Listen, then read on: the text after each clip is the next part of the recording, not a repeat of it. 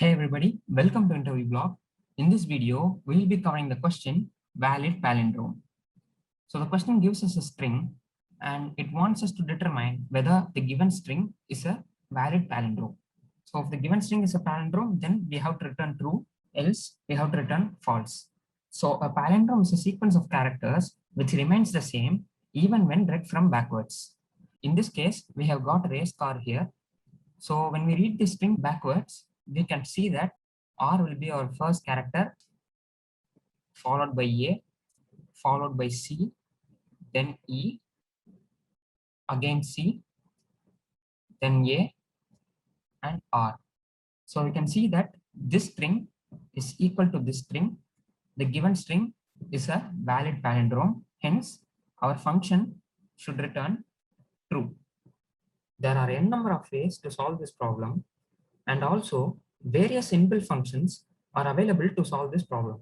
But the interviewer will expect us to solve it without using any inbuilt functions. So let us now discuss some of the solutions. So in my first approach to solve this problem, I'm going to use an array. So what I'm going to do is I'm going to traverse this string from backwards, and I'm going to store all these characters in this array. So while traversing backwards, I'll first store this R in the array. Next, I'll be storing this A. Next, I'll be storing this C. Next, I'll be storing the character E. Next, I'll be storing this character C. Next, I'll be storing this character A.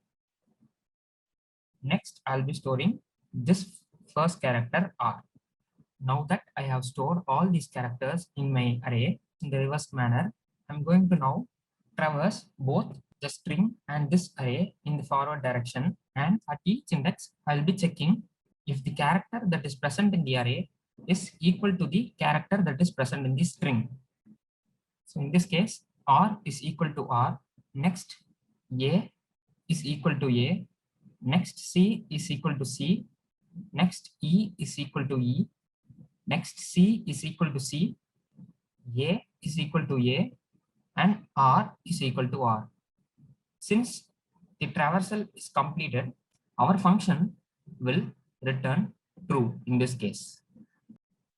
So what if there is a D instead of this R in our string? In this case, while we store our characters in reversed manner to our array, our first character that will be stored in the array will be D. Now we'll be checking if this D is equal to this R, and since this is not equal, our function would return false. Let us now analyze the time and space complexity of the solution. So the time complexity of our solution tends to be big O of n, where n is the number of characters in the given input string.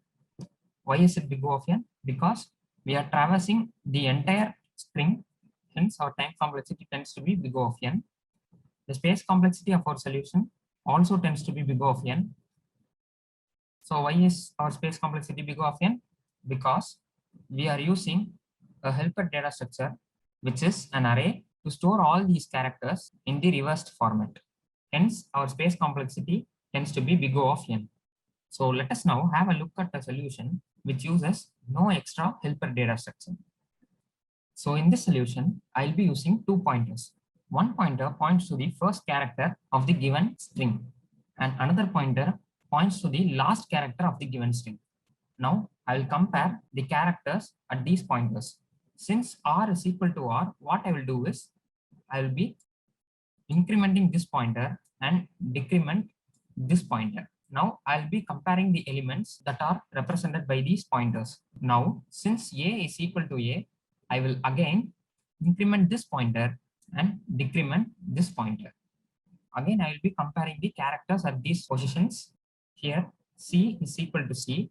Hence, I will again be moving this pointer by one position and decrementing this pointer by one position. Now we can see that both the pointers point to the same element. So this means we have traversed the entire array, and hence our function returns true. So let us now work out this string race bar. So initially the pointers represent the characters R and R, and since r is equal to r, we will be incrementing this pointer by one position forward and decrementing this pointer by one position backwards. So now we can see that the characters that are pointed by these pointers are A and A. And since A is equal to A, once again, we will be incrementing this pointer and decrement this pointer. So now you can see that the characters that are pointed by the pointers are C and B.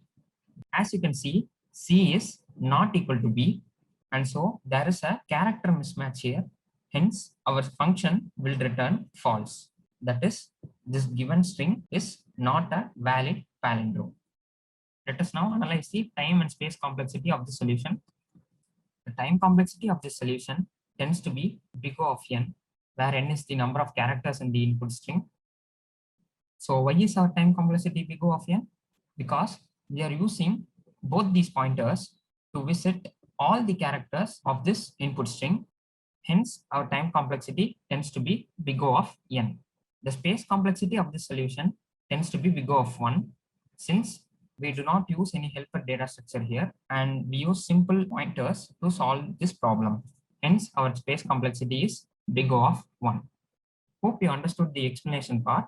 Let us now implement our solutions in code. All right, so we got our valid palindrome function defined, which takes in a string. As discussed earlier in the explanation part, in my first solution, I'll be using an auxiliary data structure. So I'll be initializing an array. Now I'll be traversing the given input string backwards, and I'll be storing all the characters to my array. So to traverse my string backwards, I'll be saying for I in reversed range len of string.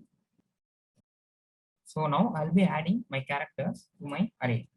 So I'll say array dot append string of I, which is the character at that particular position. So after storing all my characters in the reversed manner to my array, what I'm going to do is for each index, that is for I in range len of string.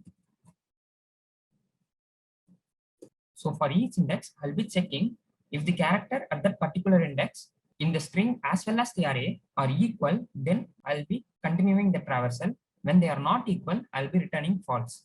So if my character at the index I of the string is equal to character at the index I of the array, then I will continue.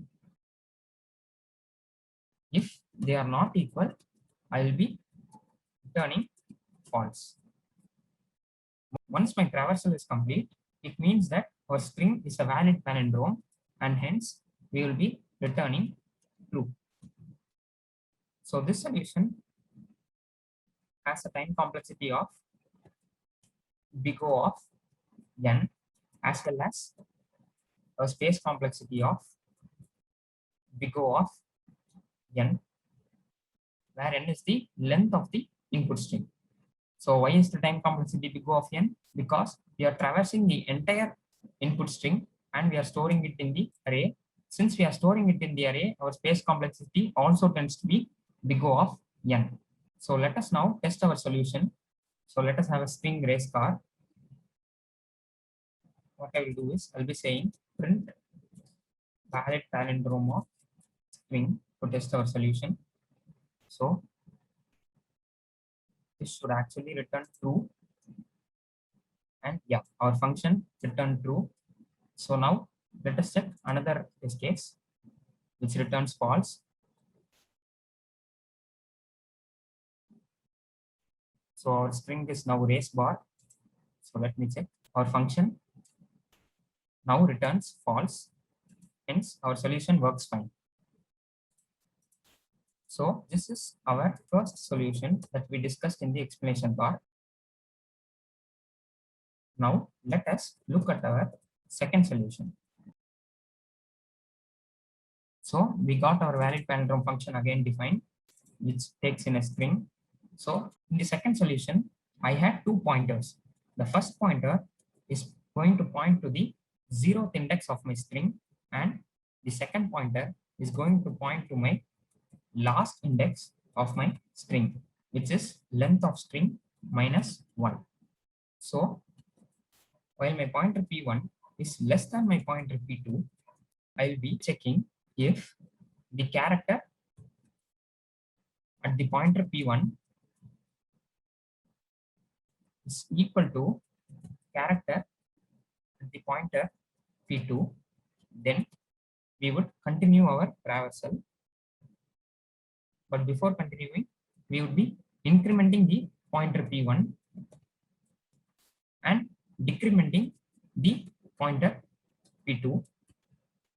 If they are not equal, that is, if both the characters that are pointed by the pointers p1 and p2 are not equal, in this case, we will be returning false.